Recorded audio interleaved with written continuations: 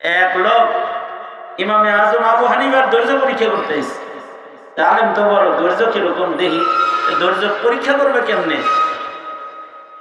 ইমামে আজম আবু হানিফা রহমাতুল্লাহ তো আজব আবেদ ছিলেন। সুদীর্ঘ 40টা বছর ঈশা ওযু দিয়া ফজর পড়েছেন, সারা রাত নামাজ পড়তেন, রাত্রে ঘুমাতেন না। ইমামে আজমের ঘুমের সময় ছিল জোহর থেকে আসর। কাইলুলার যে সময়টা, এই সময়টা একটু লম্বা করে উনি ঘুমায় নিতেন আসর পর্যন্ত। এই লোক ঘুমের টাইমে ডিস্টার্ব দিতে এসে যে যখন তখন যাও না, যখন ঘুমায় এই সময় যাও।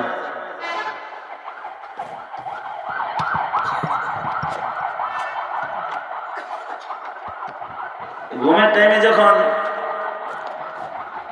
ডিস্টার্ব দিতে আসছে, কেবল ইমামে আজম ঘুমাইছেন, আধা ঘন্টা হয়েছে, হে দরজায় ইমাম সাহেব মাসালা জানতে আইছি, দরজা খোলেন, চিল্লাইতেছে।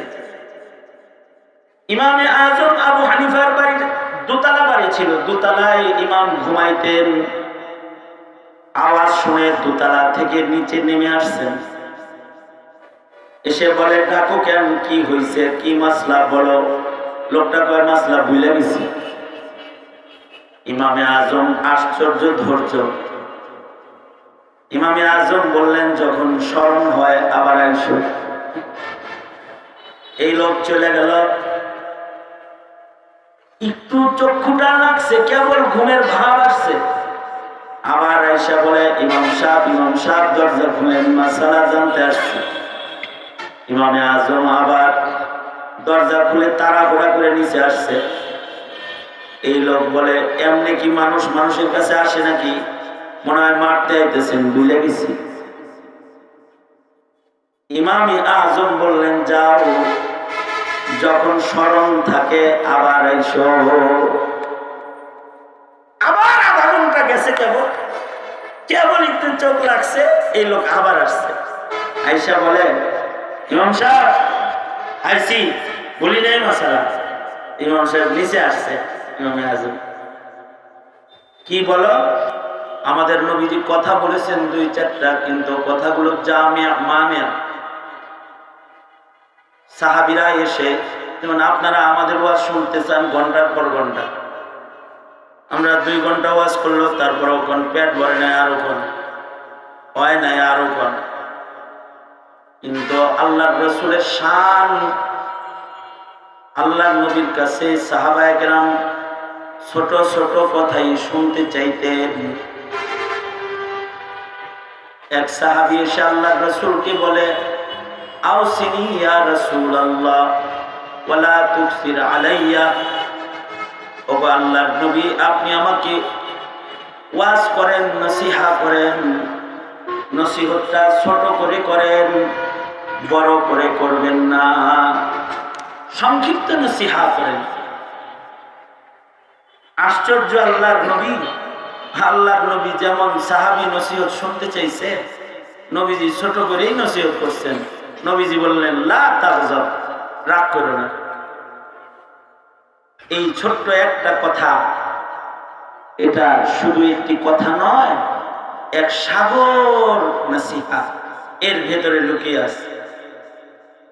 কারণ মানব জীবনে মানুষ যত গুনাহ করে, সব গুনাহ 2 কারণে করে। মূল উৎস গুনাহের 2টা, একটা হলো শাহওয়াত আর একটা হলো গাযব। প্রবৃত্তির চাহিদার কারণে মানুষ গুনাহ করে। আল্লাহর রাসূল সাল্লাল্লাহু আলাইহি ওয়াসাল্লাম সাহাবীকে ছোট করে নসিহত করেছেন, লা তাগজাব, রাগ করো না। তার মানে নবীজি সাহাবীকে অর্ধেক গুনাহ থেকে, অপরাধ থেকে বাঁচার কৌশল নবীজি শিখায় দিয়েছেন। নবীজির এই একটা নসিহা আমল করলে অর্ধেক অন্যায় অপরাধ থেকে মানুষ বেঁচে যাবে। লা তাগজাব, রাগ করেন না। এ কারণে আল্লাহর রাসূলের রাগও কম ছিল। নবী আলাইহিস সালাতু ওয়াস সালামের তাহাম্মুল সর্বোচ্চ। আমাদের মুরব্বীরা বলে রেগে গেলেন, হেরে গেলেন, রেগে গেলেন, হেরে গেলেন, আর ধৈর্য ধরলেন তো জিতে গেলেন। এ কারণে সাহাবায়ে কেরামেরও ধৈর্য বেশি ছিল, নবীজিরও ধৈর্য বেশি, সাহাবায়ে কেরামেরও ধৈর্য বেশি, আইম্মায়ে মুজতাহিদিনদেরও ধৈর্য বেশি, আলেমদেরও ধৈর্য বেশি, ইমাম সাহেবেরও ধৈর্য বেশি। তাছাড়া ইমাম সাহেবের গায়ে বুঝি রক্ত মাংস নাই, যে উল্টা পাল্টা ব্যবহার করো ধৈর্য দেখে কিছু বলে না। তাছাড়া শিয়ালে যেমন মুরগি ধরে তোমার ওইভাবে ধরে ধৈর্য বেশি। আমাদের আইম্মায়ে মুজতাহিদিনদের ধৈর্য আজব ধৈর্য ছিল, সাহাবায়ে কেরামের ধৈর্য আশ্চর্য ধৈর্য। এক লোক ইমামে আজম আবু হানিফার ধৈর্য পরীক্ষা করতে এসেছে। আলেম তো বড়, ধৈর্য কিরকম দেখি, ধৈর্য পরীক্ষা করবে কেমনে? ইমামে আজম আবু হানিফা রাহমাতুল্লাহ আলাইহি তো আজব আবেদ ছিলেন। সুদীর্ঘ 40টা বছর ইশার ওযু দিয়া ফজর পড়েছেন, সারা রাত নামাজ পড়তেন, রাত্রে ঘুমাতেন না। ইমামে আজমের ঘুমের সময় ছিল যোহর থেকে আসর, কাইলুলার যে সময়টা, এই সময়টা একটু লম্বা করে উনি ঘুমায় নিতেন আসর পর্যন্ত। এই লোক ঘুমের টাইমে ডিস্টার্ব দিতে এসে যে যখন তখন যাও না, যখন ঘুমায় এই সময় যাও।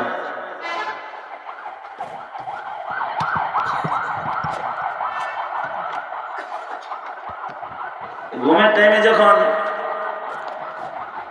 ডিস্টার্ব দিতে আসছে, কেবল ইমামে আজম ঘুমাইছেন, আধা ঘন্টা হয়েছে, হে দরজায় ইমাম সাহেব, ইমাম সাহেব মাসালা জানতে আইছি, দরজা খোলেন, চিল্লাইতেছে। ইমামে আজম আবু হানিফার বাড়ির দোতলা বাড়ি ছিল, দোতলায় ইমাম ঘুমাইতেন। আওয়াজ শুনে দোতলা থেকে নিচে নেমে আসছেন, এসে বলে ডাকো কেন, কি হয়েছে, কি মাসলা বলো। লোকটা কয় মাসলা ভুলে গেছি। ইমামে আজম আশ্চর্য ধৈর্য। ইমামে আজম বললেন যখন স্মরণ হয় আবার আইসো। এই লোক চলে গেল, একটু চক্ষুটা লাগছে, কেবল ঘুমের ভাব আসছে, আবার আইসা বলে ইমাম সাহেব, ইমাম সাহেব দরজা খুলেন, মাসালা জানতে আসছে। ইমামে আজম আবার দরজা খুলে তাড়াহুড়া করে নিচে আসছে। এই লোক বলে এমনি কি মানুষ মানুষের কাছে আসে নাকি, মনে হয় মারতে আইতেছেন, ভুলে গেছি। ইমামে আজম বললেন যাও, যখন স্মরণ থাকে আবার আইসো। আবার আধা ঘন্টা গেছে, কেবল একটু চোখ লাগছে, এই লোক আবার আসছে। আইসা বলে ইমাম সাহেব আইসি, বলি নাই মাসালা। ইমাম সাহেব নিচে আসছে। ইমামে আজম কি বলো? ইমাম সাহেব পায়খানা কি টক না তিতা মিঠা এটা জানতে চাইছি। কিরকম খবিসের খবিস, 3 বার ঘুমের থেকে উঠায় কয় পায়খানা টক না তিতা। আমাদের মতো কাউকে যদি এমন কি কেউ মাসালা জিগাইত, হ্যাঁ কইতাম ওরে ধর, ওর জিভটা বের কর, চা খাইয়া দিই, তিতা না মিঠা দেখো। কিন্তু ইমামে আজম আবু হানিফা রাহমাতুল্লাহ আলাইহি উনি মুস্কি হাসি দিয়েছেন, একটা হাসি দিয়ে উনি বললেন আল্লাহর বান্দা, পায়খানা যখন ভিজা থাকে তখন ওটা মিঠা থাকে, যখন শুকায়া যায় তখন তিতা হয়ে যায়। এই লোক ইমামে আজমকে ফের আবার কষ্ট দেওয়ার জন্য বলতেছে, ইমাম সাহেব এটা কি জিহ্বায় লাগায় টেস্ট করে দেখছিলেন আপনি? ইমামে আজম আবু হানিফা বলে সব কিছু জিহ্বা দিয়ে টেস্ট করা লাগে না, মহান আল্লাহ মানুষকে আকল নামক দৌলত দান করেছেন, কিছু কিছু আকল দিয়েও বের করতে হয়। দেখো না, পায়খানা যখন ভিজা থাকে ওর উপরে মাছি বসে, মাছির স্বভাব মিষ্টি জিনিসের উপরে বসা, কিন্তু যখন শুকায় যায় সেখানে আর মাছি আসে না, তিতা হয়ে যায়।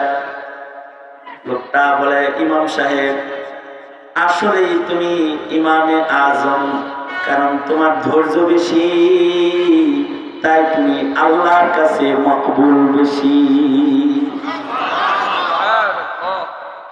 লা তাগজাব, নবীজির ছোট্ট একটা নসিহত, লা তাগজাব। আলেমদের ধৈর্য যতটা আছে, সাধারণ ছাত্রদের ধৈর্য অতটা নাই। শাপলায় তলবে ইলমদের রক্ত যেভাবে নিয়েছে 16 বছরের, ঝাল মিটায় দিত ছাত্ররা যদি এদের ধৈর্য না থাকতো। যেভাবে কষ্ট দিচ্ছে আলেমদেরকে, জেলখানায় আটকায় রেখেছে, মামলার পর মামলা, ছাইরা দিয়াও আবার কয় আবার ধর, মানে অত্যাচারের উপরে অত্যাচার। তারপরেও এদেশের আলেমরা গণভবনে যায় নাই, কিন্তু ধৈর্য কম ছাত্রদের। এটাও আল্লাহ পাকের মেহেরবানি। ইন্নাল্লাহা ইউআইয়িদুদ-দীন বিরাজুলিল ফাজির।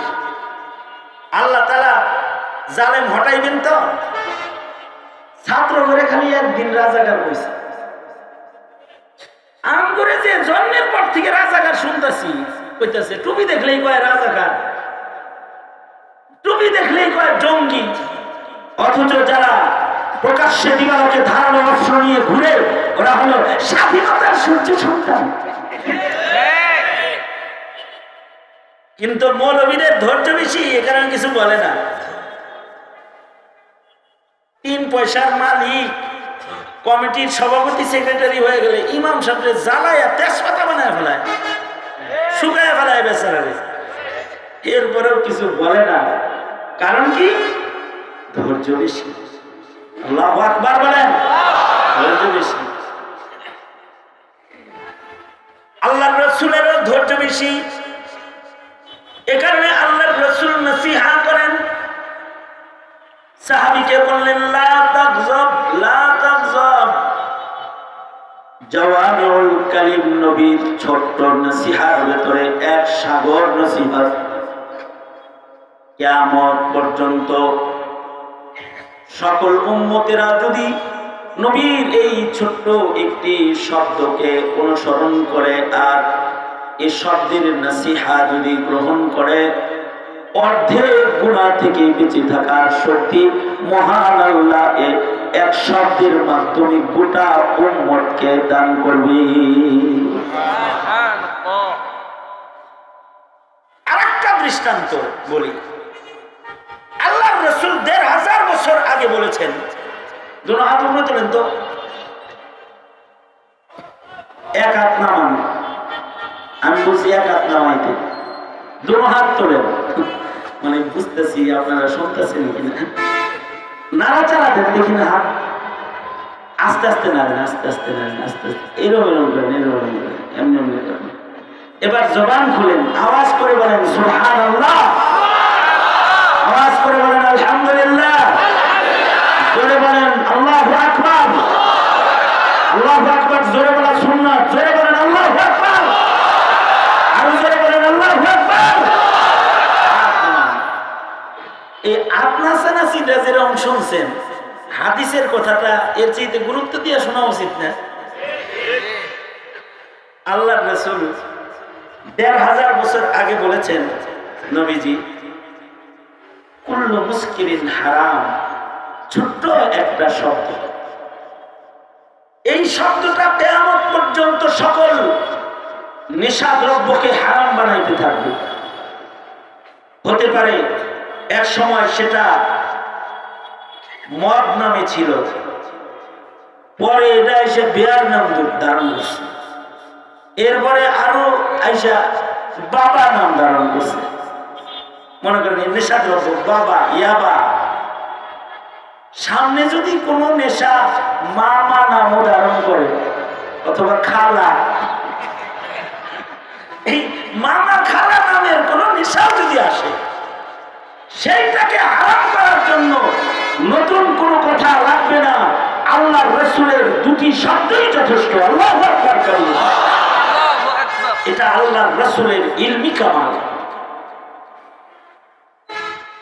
আল্লাহর নবীর আরেকটা ইলমি কামাল, যেটা নবীর খাতমে নবুয়তের দলিল। আল্লাহ তাআলা নবী রাসূল দুনিয়াতে পাঠিয়েছেন, তাদেরকে ইলম দান করেছেন, কিন্তু তাদের ইলমকে আল্লাহ তাআলা হিফাজত করেন নাই।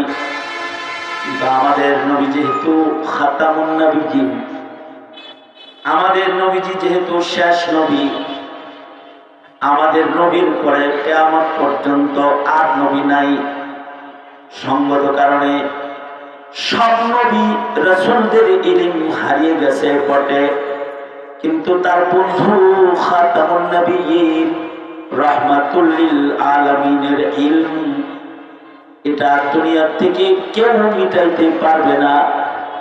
কিয়ামত পর্যন্ত নবীর ইলম জমিনে হিফাজত করার জিম্মা মহান আল্লাহ নিজে গ্রহণ করেছেন। ইলম থাকবে। ১৫০০ বছর আগে কোরআন যেমন ছিল এখনো তেমনই আছে, ইসরাফিলের বাঁশি বাজা পর্যন্ত তেমনই থাকবে। আল্লাহু আকবার। কারণ নবী খাতামুন নবিয়্যিন, কিয়ামত পর্যন্ত মানুষের নবীর ইলম, কিয়ামত পর্যন্ত নবীর উম্মতকে পথ দেখাইতে থাকবে।